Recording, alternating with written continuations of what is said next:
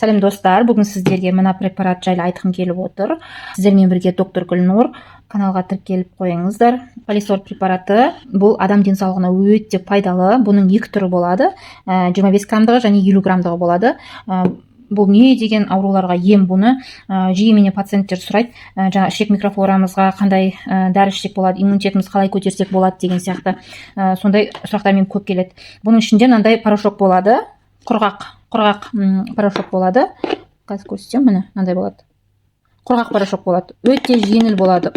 Бұны бірден жаңағы ауызға салып ішуге болмайды. Бұны тек қана сумен ішесіздер. Бұл көптеген ауруларға пайдалы. Біріншіден улы токсиндер, яғни ағзаңыз түрлі бактерияларға, инфекцияларға толы кезде, алкоголь интоксикация, бауыр аурулары, гепатитпен ауырғандар болса, ішек инфекциясы, іріңді инфекциялар кезінде жоғары билирубині бар адамдар бауырды жаңағы токсиннен тазалау үшін, әртүрлі аллергиялар және көптеген экологиялық аймақта тұратын адамдар ағзасы токсиндерге өте толы болады, соларға да ішуге ұсынамын. Қазір қолдануды айтамын.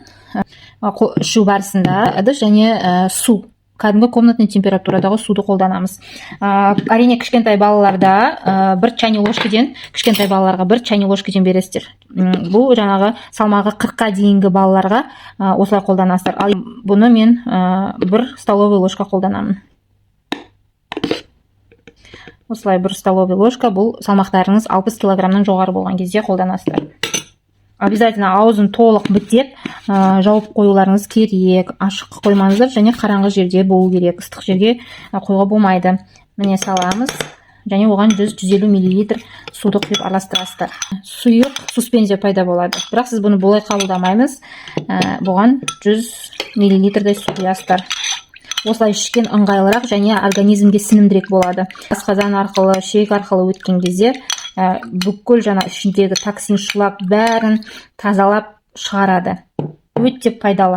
Күніге бұны бір рет қабылдасаңыздар жетеді. Для профилактики емделем десеңіздер. Ал егерде ауру обострение болып жатқан кезде күніге 2 реттен минимально қабылдауға рұқсат етілген.